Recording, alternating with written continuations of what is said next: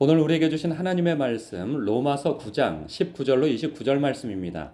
생명의 샘과 2월 3일 화요일 말씀 그의 능력을 알게 하고자 함께 읽겠습니다.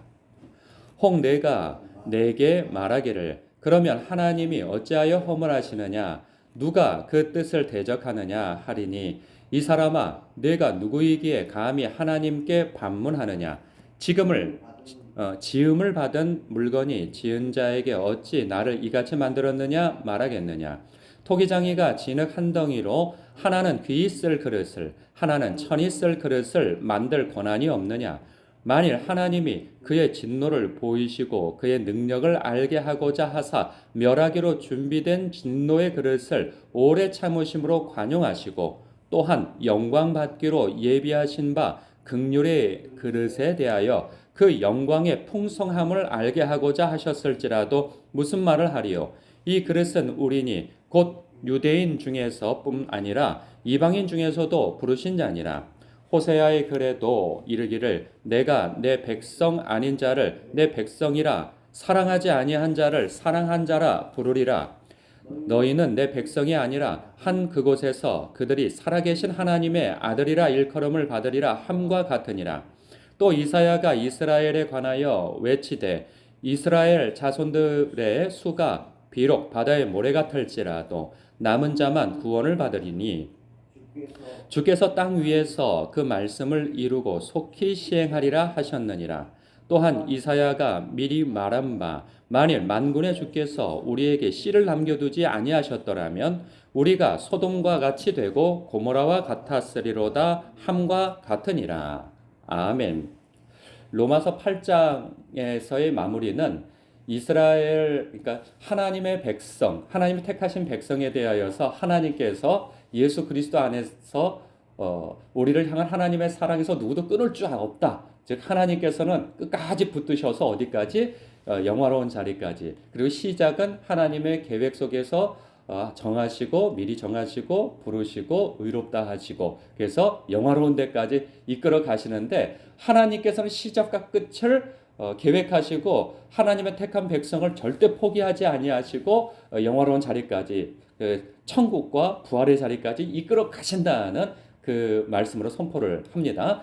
그랬더니 이제 좀 찜찜함이 있는 거죠. 누가 찜찜하냐면 이제 이스라엘 백성이면서 그러니까 유대인이면서 그리스도인 된 사람이 자신의 민족은 어떻게 되느냐라는 거죠. 그 민족은 그래도 우선권이 있지 않느냐. 하나님께서 그 아브라함 때부터 그 씨로 인하여서 큰 민족을 이루게 될 것이고 그 씨로 말미암아 천하 만국이 복을 받을 것이다 할 때 우리 유대인들을 하나님께서 택하셨고 그리고 부르셨고 그리고 의롭다 하시고 그리고 영원한 자리까지 그러면 우리는 그 속에 들어있지 않는 것이냐. 하나님께서 우리를 택하셔서 백성 삼으신 거 분명하고 백성 삼으셨다면 그 논리로 일하면 영원한 자리까지 이끌어 가시는데 그러면 지금 믿지 않는 이스라엘 유대인은 어떻게 되는 것이냐. 하나님께서 그 언약을 파기하신 것이냐. 아유 없던 것으로 하자 이리 말씀하신 것이냐 라고 그런 의문을 제기할 때 아니다. 그런 것이 아니다. 하나님께서는 너희들이 오해하였다. 하나님의 말씀이 폐하여지지 않았다. 하나님의 말씀은 영원하고 한번 정하시면 그것을 번복하시거나 그런 분이 아니시다. 그러나 너희들이 하나님의 언약을 오해하였도다 하면서 그 변증을 해 나가는 거죠. 그러면서 그 오해는 무엇이냐? 너희들은 너희들의 가문과 혈통으로 인하여서 너희들의 행위로 인하여서 의롭게 되어진다고 생각하고 있는데 율법은 그것을 이야기하지 아니하고 하나님께서 그걸 약속하신 것이 아니다. 하나님은 믿음의 법으로서 의롭다 하시는 것은 예전부터 그렇게 정하셨고 말씀이 그걸 계속 말씀하고 있고 그리고 오늘 말씀 속에서도 이런 말씀을 하잖아요. 25절에 호세아가 등장하고 27절에 이사야가 등장합니다.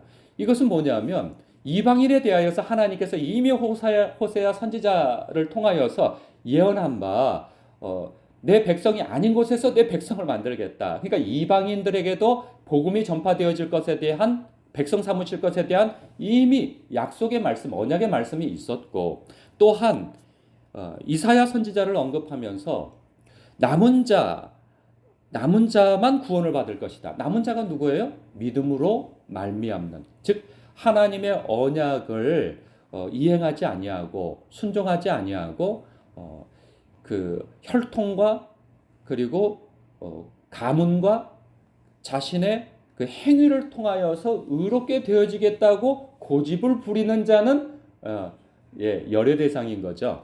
그리고 남은 자는 뭐예요? 믿음으로 누구를, 여기서는 이제 축약되어져 있지만은 이사야서도 그렇고 다른 선지서에서도 오실 메시아에 대한 말씀을 다 수록하고 있단 말이죠. 그때 그 하나님의 아들을 믿는 자가 남는 자라는 거예요. 그런 의미에서 그 남는 자, 우리에게 씨를 남겨두지 아니하셨더라면, 29절에도 그렇죠. 우리에게 씨를 남겨두지 아니하셨더라면 우리가 소돔과 같이 되고 고모라와 같았으리로다. 씨를 말려버리셨을 거라는 거죠.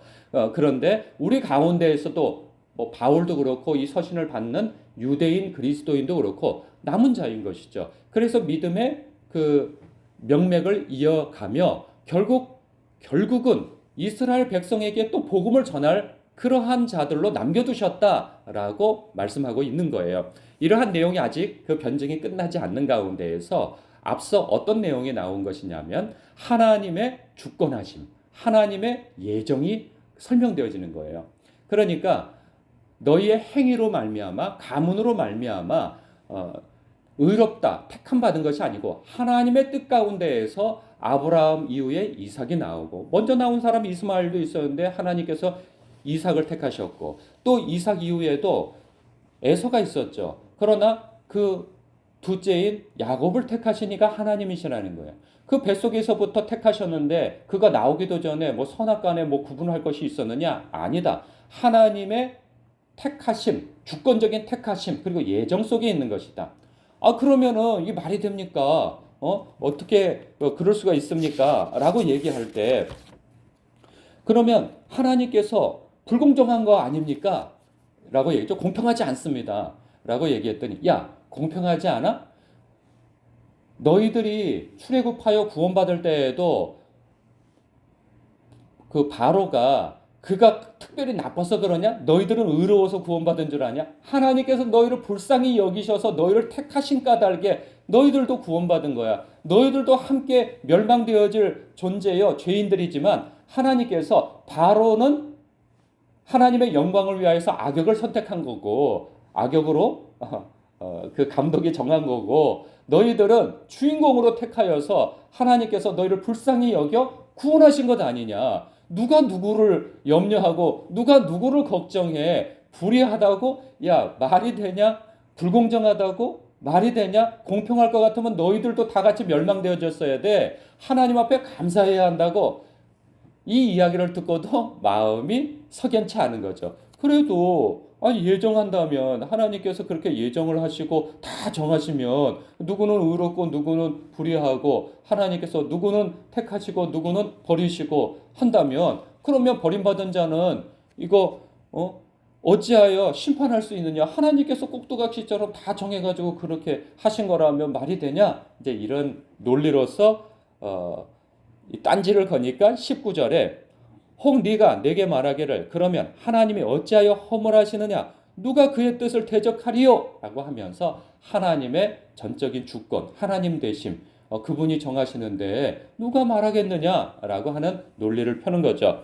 그때 비유로 토기장이와 진흙 한 덩이를 이야기합니다. 그 토기장이 누구예요?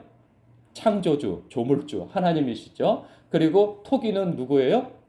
예, 우리죠. 그러면 또 기분이 좀 찜찜한 거예요. 기분이 나쁜 거죠. 아니, 우리가 생명 없는 토기야? 아니, 그 주인이, 그래, 그건 뭐 이해는 가. 주인이 봐서 쫙 그 도자기 장인이, 야, 이거 균열이 같구만 하고 확 깨트려 버리잖아요. 그리고 어떤 것은 잘 빚어진 것은 다시 이렇게 재가공을 하고 그런단 말이죠. 그러면 우리는 하나님께서 하고자 하는 대로 쓰다가 버리고, 하나님 마음대로 깨트려 버리고, 하나님의 뜻대로 또 쓰고, 하나님께서 이렇게, 아니 이거 우리는 뭐야? 이제 이런 생각이 드는 거죠. 저는 그런 생각이 듭니다. 저도 그런 생각을 안 가져본 것은 아니에요. 저도 20대, 30대 이전까지는 그런 생각이 저를 늘 괴롭혔어요. 예. 그런데 그 생각이 싹 사라져버린 계기가 있어요. 언제냐? 살아계신 하나님을 만나고 난 다음부터 왜라는 질문이 사라져버렸어요. 이전에는 왜가 많았어요. 성경을 읽으면서도 그렇고 말씀을 들으면서도 이 왜가 많았어요. 왜 이렇게 되지? 왜 저렇게 되지? 이건 불합리한 거 아닌가? 이런 하나님이셔? 뭐 별 생각을 다 하고 그랬는데 살아계신 하나님을 만나고 난 다음부터 그 생각이 싹 사라져버린 거예요. 그런데 여기에서도 마찬가지예요. 사도 바울이 어떤 사람이에요? 살아계신 부활하신 주님을 만난 사람이죠. 그 이전에는 하나님의 뜻을 알지도 못했고 예수 그리스도를 오히려 박해하고 교회를 박해했던 사람이었단 말이죠. 그러나 부활하신 주님을 만나고 그분이 하나님의 아들 그리스도이심을 알게 되어지고 하나님의 뜻을 이해하게 되어지죠. 그리고 그가 사도로 살면서 삼층천을 다녀온 그 간증도 하게 되어집니다. 그러면서 그는 천상에를 다녀오고 살아계신 하나님을 만나게 되어진 장본인이 되어진단 말이죠. 그때 그는 하나님이 얼마나 크신 분이시며 그 하나님이 지혜로우신 분이시며 또한 온 세계 만물, 온 우주 만물을 창조하신 창조주라는 사실을 더 실감하게 되어지는 것이죠. 율법을 통해서 만났던 그 하나님, 그 이상으로서의 하나님을 알게 되어진 거예요. 그렇기 때문에 그는 이 이야기를 자신 있게 얘기하는 거예요. 오늘날에도 마찬가지죠. 자유민주주의 국가, 우리는 요즘에는 오늘날은 민주주의 국가잖아요. 주권이 누구에게 있어요? 대통령에게 있습니까? 주권이? 그렇지 않아요. 국민에게 있어요. 그러나 이 왕정국가 시대 때, 고대 때에는 주권이 누구에게 있어요? 왕에게 있어요. 이 왕에게 있는 주권을 이해하지 못해요. 그렇기 때문에 주권은 자꾸 우리에게, 성도에게, 신자에게 있다고 생각을 하는 거예요. 아니에요. 오늘날에도 주권은 하나님께 있는 거예요. 우리는 하나님께서 쓰다 버리시려면 기꺼이 버리십시오 라고 할 만한 존재란 말이죠. 하나님의 뜻 가운데서는 우리를 불쌍히 여겨주셔서 다 같이 멸망당할 위치에 있던 우리들을 택하여서 구원해 주신 것만도 얼마나 감사한 위치에 있는 것입니까? 그렇기 때문에 하나님의 주권과 하나님의 왕되심을 인정하며 우리가 비록 유죄에서 무죄로 하나님의 원수였던 자리에서 하나님의 백성으로, 백성에서 하나님의 자녀로 부름받았다고 하는 그 감사한 신분 변화가 있으나 우리는 여전히 우리 주 예수 그리스도를 주님으로 모시고 하나님을 왕 중에 왕으로 모시는 그러한 삶의 신앙의 태도가 있어야 하는 것이죠. 그렇지 않으면 우리는 늘 나라고 하는 그 주체가 나라고 하는 것으로 멈추게 되어져요. 그래서 생각이 늘 나중심적인 생각을 하게 되죠. 주권을 늘 내가 있다고 생각하는 거예요. 아니에요. 주권은 우리 주님에게 있고 하나님께 있는 거예요. 그렇기 때문에 우리가 하나님의 나라를 산다고 얘기하잖아요. 죽어서 천국에 간다고. 그 천국은 주권자 대신 예수 그리스도의 통치를 받는 것이 천국인 거예요. 이 나라에서도 풀어서 얘기하면 하나님 나라를 살고 있는데 하나님의 나라는 주권이 하나님께 있다라고 하는 뜻이에요. 그래서 하나님의 말씀의 통치와 성령의 그 다스림과 통치를 받으며 우리는 살다가 어디에서 눈을 뜬다고요? 영원한 하나님의 사랑의 통치가 있는 저 천국에서 눈을 뜨게 되어지는 것입니다. 그렇기 때문에 이 나라에서 살아가면서도 이 세상에서 살아가면서도 하나님의 말씀의 통치, 하나님의 주권적 통치를 다스림을 받으며 사는 위치에 있는 이가 바로 우리라는 사실, 나라는 사실을 이해하시고 인정하시고 하나님의 말씀에 순종하고 성령께서 우리에게 세미한 음성을 주시면 그 음성에 순종해야 할 위치에 있는 이가 바로 저와 여러분임을 아시고 신앙생활 하셔야 한다는 것입니다. 오늘 하루도 우리가 기도하면서 말씀 보면서 하나님께서 우리의 심령 가운데 뭐 예를 들자면 누굴 용서해라. 근데 용서하기 싫어요. 그러나 우리는 주님께서 말씀하신 대로 순종해야 하는 것이죠. 하나님께서 또한 너는 사과해라. 사과하기 싫어요. 내가 그렇게 잘못을 느끼지 않아. 그런데 하나님께서 말씀하셔. 그러면 사과해야죠. 용서를 구해야죠. 마치 이런 것처럼 나는 멈추고 싶어요. 그러나 주님께서 가라 하면 가는 것이고 나는 가고 싶어요. 그런데 주님께서 멈추라 하면 멈추는 것이 우리가 해야 할 하나님 앞에서의 도리인 것이죠. 이것이 성도로서 마땅히 오늘을 살아야 할 그런 위치인 것을 아시길 주님의 이름으로 축복합니다. 기도하겠습니다.